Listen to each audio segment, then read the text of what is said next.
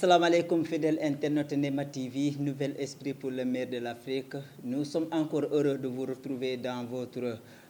rubrique sur les actualités nationales et internationales. Aujourd'hui, nous sommes le vendredi 2 août 2024. La situation nationale par rapport à l'inquiétude de Tambale ak loo xamante ni moom moo di grève boo xam ne mouvement d'humeur boo xamante ni mu nga xew dans la zone sud-est du Sénégal maanaam Kédougou foo xamante ni nag liggéeykat yi nekk ci Sabadola maanaam usine de production d'or ñoom dañoo daal di entamé démb maanaam le 1er août benn mouvement d'humeur maanaam benn suspension de travail maanaam dañoo arrêté liggéey bi ñu ne or dootul génn foo xamante ni moom moo di Sabadola te entreprise boo xamante ni moom la concerné te foofu la ñuy liggéey moom moo di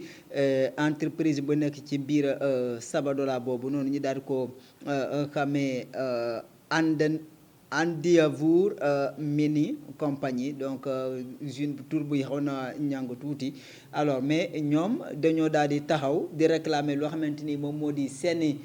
arriéré de paiement depuis pas arriéré de paiement sax mais heure supplémentaire depuis 2017 ñu ne amuñu ko ensuite ñoom ñuy réclamer yeneen avantage pour que lépp loo xamante ni war nañu ko mën a am ci richesse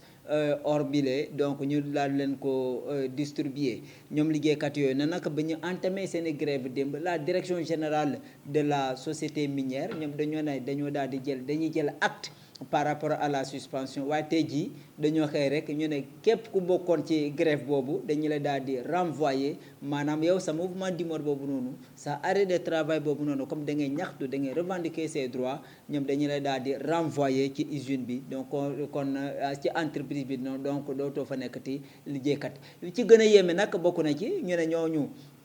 nga xamante ni dañoo def mouvement d'humeur ñoom non seulement renvoyé nañu leen waaye nag logement sociaux yoo xamante ni jox nañu leen foofu noonu comme boo nekkee di liggéey fenn entreprise bi logement ba mu jox liggéeykat yi ak seen famille ñu ne ñoom liggéeykat yooyu noonu comme ñoom ñoo def grève dañuy daal di libérer seeni lieu en même temps tey jii dañoo daal di tëj seeni restaurant amul entrée amul sortie donc entreprise bi nag tey jii loolu la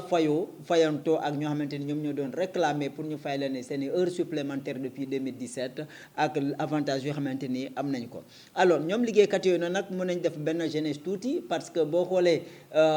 de 2012 ba léegi bu ñu ne ñoom seen arriéré de salaire de 2017 la ba léegi 2017 ba 2024 la ñuy réclamer loo xamante ni moom moo di seeni heures supplémentaires kon tey jii nii mën nañ jàpp ni bu ñu amee fit tey di def sortie ba réclamer seeni heures supplémentaires loolu mën nañ ko joxe loo xamante ni moom moo di la date du 26 mai 2024 ñu fàttale ni 26 mai 2024 le gouvernement de la République du Sénégal à travers ses ministres maanaam Birame Souleye Diop ak le ministre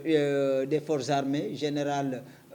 Ndaw ak le ministre de l'intérieur général Jean-Baptiste Tine ak ki xamante ni moom moo di le ministre de l'éducation nationale Moustapha Guirassy ba nekkoon ancien maire de Kédougou comme moom foofu la dëkk ak le directeur de la SOMISEN maître Ngagne Demba Touré boo xamante ni moom moo nekk le nouveau directeur de la société des mines du Sénégal ñoom ñëpp dañoo daal di wàcc foo xamante ni moom moo di Kédougou ngir xool bu baax li conditions yi xamante ni noonu la ñuy attribuer les contrats miniers au Sénégal mais en même temps xool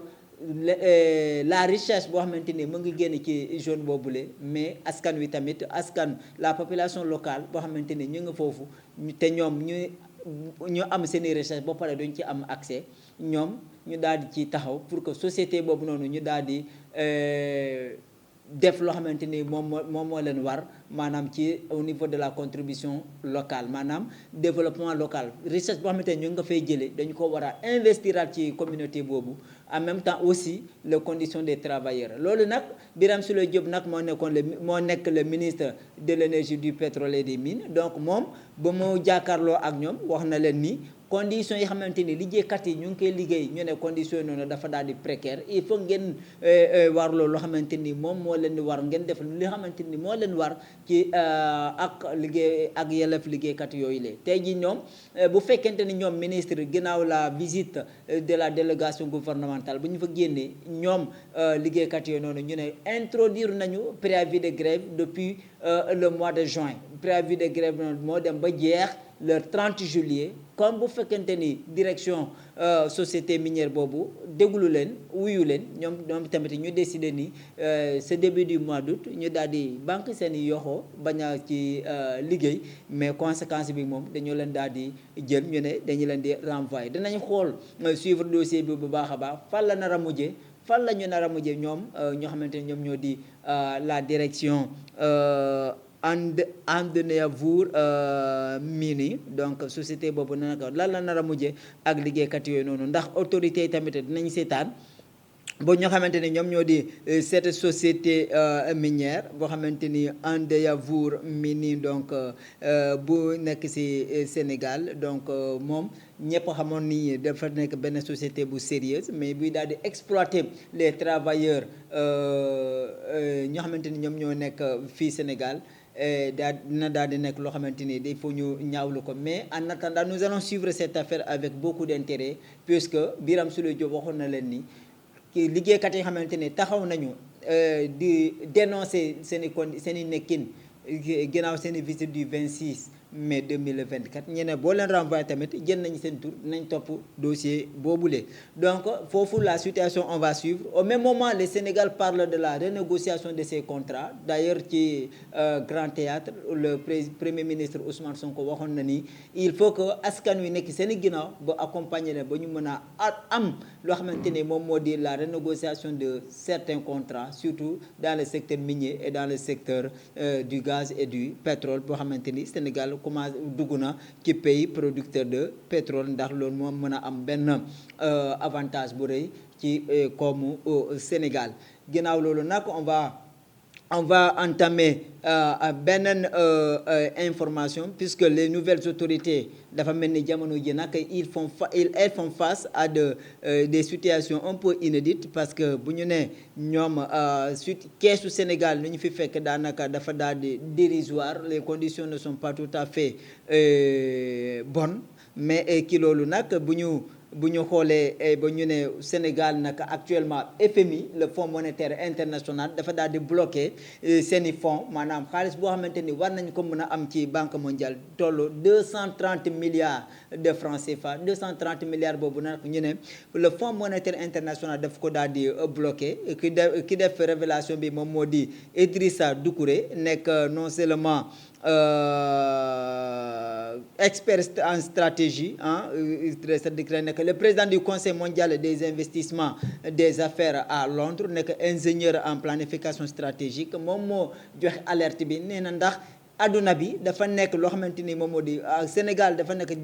loo xamante ni moom moo di souveraineté lay topp wala daal di soumettre au dictat de ñoo xamante ni ñoom ñoo di les institutions financières de Bretton Woods maanaam banque mondiale ak loo xamante ni moom moo di FMI ndax Sénégal dina daal di banque yoxam xaar ba ñoom institution financière ñu ne ko dañu la jox xaalis waaye fi nga koy dugal ak fi nga koy dugal ñoom dinañ nangu li ne mel comme le régime précédent boo xamante ni Sénégal daan na ko dund ndax ñoom Ousmane Sonko ak le président Bassirou Diomaye Faye dinañ nangu ce dictat du Fonds monétaire international on va voir mais pour le moment daañ daal bloqué seeni 230 milliards de francs CFA pour le moment joxuñu la ñu ne il faut que le ministre Yankhoba Diémé bu yor wàllum budget mu daal di expliquer le dernier eurobond boo xamante ni Sénégal def na ko ci marché international bi mu daal leen expliquer li tax mu def eurobond boobu loolu moo tax le Fonds monétaire international et la Banque mondiale bloqué ce milliard de francs CFA pour le Sénégal 230 milliards donc loolu mu nekk benn dictat boo xamante ni les pays d'Afrique dañ koy daal di subir face aux gendarmes du monde alors ki loolu nag on va voir ndax ñoom bu fekkee ne ils vont se laisser faire dans ce cas nag ils seront dans la gueule du loup ñoo xamante ni ñoom ñoo di nouvelles autorités bu ñu bàyyee ni FMI Banque mondiale ñoom ñoo leen nar a dicter seeni loi donc comme lu ñu defoon Macky Sall rek ñu ne la da ngay daal di financer le terre ñoom ñu jox la xaalis bi nga déclarer benn entreprise bu nekk France boo xamante ni mu ngi doon en fait maanaam nga jël suñu xaalis pomper ko foofu kon ñoom tamit comme souveraineté la ñu woote nañu daal di taxaw ci seen position topp intérêt askanu Sénégal ba loo xamante ni loolu dinañ daal di génne loo xamante ni moom moo di cette pauvreté accrue alors beneen situation bi nag ñëpp xam nañ ko les Sénégalais ñoo xamante ne ñu ngi dund ci extérieur maanaam la diaspora mais extérieur proche maanaam suñu wet ji Maroc ñoom te récemment maanaam week-end bu ñu weesu week-end bële ñoom dañu daal di def benn manifestation au niveau de Rabat daan maanaam ñu ne condition bu ñu nekk ci Maroc condition bu métti la ci ñoom parce que dañu leen di laaj ay papiers yoo xamante ni non seulement bu ñu ko wanee police moo leen di moo leen di xaar si yoon yi bu ñuy wàcc ñu ne leen indi leen seen papier bu ñu leen wane seen papier ñu yóbbu leen détenir jàpp leen ñu fay xaalis bu ñu fayee xaalis ñu daal di leen bàyyi ñu ñibbi foo xamante ne moom moo di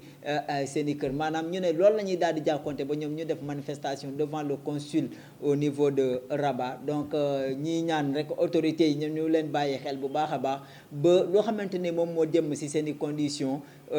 côté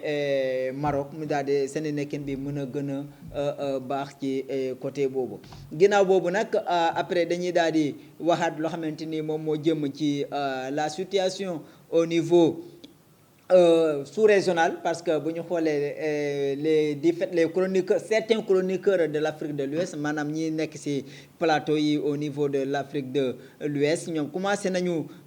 maanaam dingat ki nga xamante ne moom moo di le président de la République du Sénégal son excellence Bassirou Diomaye Faye ak son premier ministre Ousmane Sonko ñu ne ñoom surtout bandakani bu nekk ci Afrique Média nee na Ousmane Sonko muy Bassirou Diomaye Faye le président Bassirou Diomaye Faye ñoom nekkuñu ay panafricanistes mais plutôt ils sont des ennemis du panafricanisme ñoom moom loolu mooy seeni position parce que l'état ñoom moom mu considéré loolu nee na ñoom le président Ousmane Sonko du parti Pastef li nekkoon position bu mu nekkee opposition ba mu ñëwee au pouvoir ñu daal di gis ni ñoom dañuy daal di raay l'Occident maanaam la France ñuy raay l'Occident kon léegi ñoom dañoo war a daal di am position ferme par rapport à la politique française en Afrique comme li kii di defee maanaam le président Assimi Goïta ak Ibrahima Traoré capitaine Ibrahima Traoré du Burkina Faso et Tiani du Niger. kon léegi ñu ne bu fekkente ni ñoom dañoo ñetti pays yooyu noonu dañoo lancé l'alliance des pays du Sahel ba ñu lancé seeni confédération bu CEDEAO yónnee ki nga xamante ni moom moo di le président Bassirou Diomaye Faye kon deke day naa di moom avec sa mission son médiateur Abdoulaye Bathily donc day daal di nekk c'est juste pour leur endormir waaye nag ñoom dañuy daal di taxaw bu fekkante ni le président Bassirou Diomaye Faye ñëw na pour affaiblir l'AES boobu ñoom dina daal di taxaw ngir contrecarrer sa politique mais en tout état de cause moom Bandakani c'est sa position depuis 15 ans ma nga def les chroniques sur le panafricanisme waaye nag loolu position la ñun ñi nga xamante ni ñoom ñu ngi avec les autorités du pays ñoom yaakaar nañ ni ñoom seeni position boo xamante ni amoon nañ ko xëy na peut-être mu changé dernière minute mu daal dinañu bett lool puisque suivre nañu seeni activité bu ñu nekkee opposition ba fu ñu toll nii yaakaaruñu ni ñoom seen position dina daal di changer par rapport à la politique de la souveraineté économique monétaire du pays surtout les pays dans l'espace UEMOA mais les pays de l'Afrique de l'Ouest alors pays ñoo xamante ni ñoom ñoo di les pays de l'AES maanaam l'AES maanaam l'alliance des pays du Sahel des états du Sahel ñoom bu fekkente ni ñoom tey jii ne am nañ taxawaay bi nañuy jëlaat encore loo xamante ni moom moo di la politique occidentale dans la zone du Sahel. En 2011 ginnaaw l'assassinat du président le général Mohamed Kadhafi le guide libyen Kadhafi par l'OTAN la force militaire de l'OTAN dirigée par la France et l'Angleterre et les États-Unis on peut le dire d'une part ñoom bu fekkee ne taxaw nañu ba affaiblir la Libye ba assassiner ki nga xamante ni moom moo di le général Kadhafi Touareg yi xamante ni Robert Touareg yi xamante ni ñoom ñoo nekkoon Libye ñi daal di génn Libye envahir la zone du Sahel en passant par le Tchad le Mali le Niger ba le Burkina Faso ba jamono ji ba léegi ñoom ces états-là sont dans la survie mais ils sont pas dans loo xamante ni moom moo di assurer 100% la sécurité de leur pays mais ils sont dans la récupération de leur territoire donc ñooñu bu fekkente ñoom gis nañu actuellement la France depuis des années taxaw na tem ñu ne dañuy ñëw de xeex loo xamante moom moo di le terrorisme waaye ñu gis ne terrorisme boobu noonu day daal di dem en crescendo donc ñoom ñu jël seen i matuwaay jël seen i responsabilité sur eux donc daal di am beneen taxawaay ba le kii di le président de la République du Mali maanaam Assimi Goïta lu moo xam ne moom neewoon na nekkoon na combattant nekkoon na au devant de la chaîne nee na dañuy dem ci opération ba nar a attaquer les rebelles dans certaines zones français ne leen non non seen ay avion bi du décoller lii du dem loolu dem na ba metti leen ba moom looloo tax sax moom mu def coup d'état bi ba daal di toog tel mën a jël décision ba la France le Mali a commencé à récupérer une bonne partie de son territoire li ni mel nag neexul français yi parce que semaine bu ñu génn gis na ni yaayu benn attaque boo xamante ni dafa daal di am benn attaque farouche la ñu ne dañu ko daal di attaquer les casernes au niveau de du Mali ba mais foofu ci attaque boobu nag ñoom ñu ne Touareg boobu noonu armement bu ñu amoon armement boobu noonu dafa am doole de telle sorte que kenn mënul imaginer ni que terroristes yooyu noonu am na ñoo xamante ni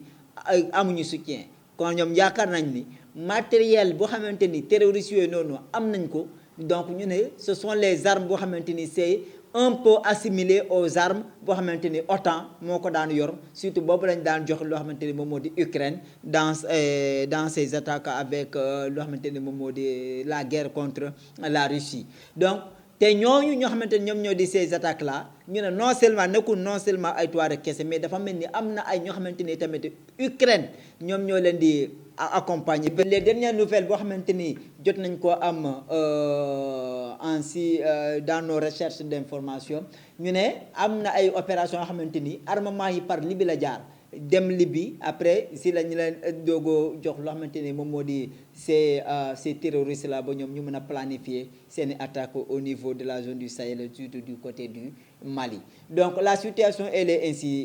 ainsi comme ça donc ci dynamique boobu nag jamono joo xamante ni les pays du Sahel font face à cette situation bu ñu ne même période boobu la ñu nommé ki nga xamante ni moom moo di le président Bassirou Diomaye Faye pour mu nekk le facilitateur pour le retour de ces 3 pays dans la CEDEAO dina nekk benn du ñu wax ni mission impossible mais dina daal di nekk mission bu délicate boo xamante ni moom jox nañ ko ki nga xamante ni moom moo di son excellence le président de la République du Sénégal Bassirou Diomaye Diakhar Faye moom tamit nag mu wóolu ci ki nga xamante ni moom moo di le président ki di Abdoulaye Bakili boo xamante ni moom ñëpp xam nañ ni xarañteem ci wàllu médiation waaye moom tamit dina réussir médiation wala du ko réussir on va voir dans sa mission daal dina mën a réussir waaye nag lépp loo xamante ni mën nañ ko daal di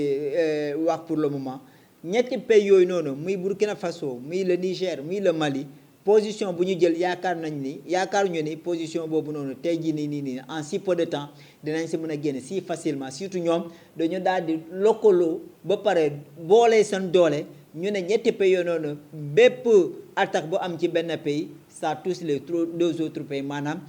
bu ñu benn pays am nakar rek yenn pays dañu daal di am le même mécontentement bu fekkee ne riposte dafa war a am ñoom ñooy nar a coordonner leur force pour ñu daal di riposter contre loo xamante ni moom moo di ennemi donc devant cette situation le Sénégal boo xamante ni ñëpp xam nañ ni sa stabilité au niveau de l'Afrique mais surtout au niveau de l'Afrique de l'Ouest en particulier dans la sous-région Sénégal boobu na nag dem nañu vote ba ki xamante ni moom moo di les candidats de la rupture daal di jël loo xamante ni moom moo di la présidente de la République la magistrature suprême du Sénégal on va voir dans leur politique ils sont à 4 mois de règne au Sénégal Ousmane Sonko saa su ne le premier ministre buy génne mu ne lu ñuy waaj bu fekkente ne génne nañ ko ñëpp sénégalais ñëpp nañ xam ni actuellement changement bi bu xamante ni annoncé nañ ko par rapport à leur projet sénégalais dinañ si gis seen bopp bu baax a baax alors dañoo daal di def benn récap rapidement par rapport à la situation l'autre information boo xamante ne dañu ko omettre na ba bu ñu doon joxee information sur la situation du Sénégal le limogeage de docteur Cheikh Dieng noonu dañ ko daal di limogé moo nekkoon le directeur de l'Office national de l'assainissement du Sénégal ONAS moom dañ ko nommé woon le mois d'avril ba ma juumale mois d'avril xam nga mois de mai lañ ko nommé woon mais dañ ko daal di limogé ginnaaw boo xamante ni ñu ne ay malversation ay rumeur yu bëri ñu nga jug waaye nag ñun lu ñu jàpp ko moom moo di 60 milliards boo xamante ni état du Sénégal décaissé woon na pour ñu daal di prévenir l'inondation au Sénégal laata hivernage 60 milliards boobu nag moom docteur Cheikh Dieng nekkoon ancien maire de la commune de Djiddah Thiaroye Kao nekk tamit ancien membre du Parti démocratique sénégalais donc moom mu nekk en même temps le président du parti du mouvement Fépp Tawfekh nekkoon na candidat à l'élection présidentielle bi ñu weesu waaye ñu daal ko recalé au niveau du conseil constitutionnel pour le non respect du minimum requis maanaam parrainage boo xamante ni matul lañ ko daal di recalé parce que ñoom jaakaaroon nañu ak son mandataire Mbaye Ndour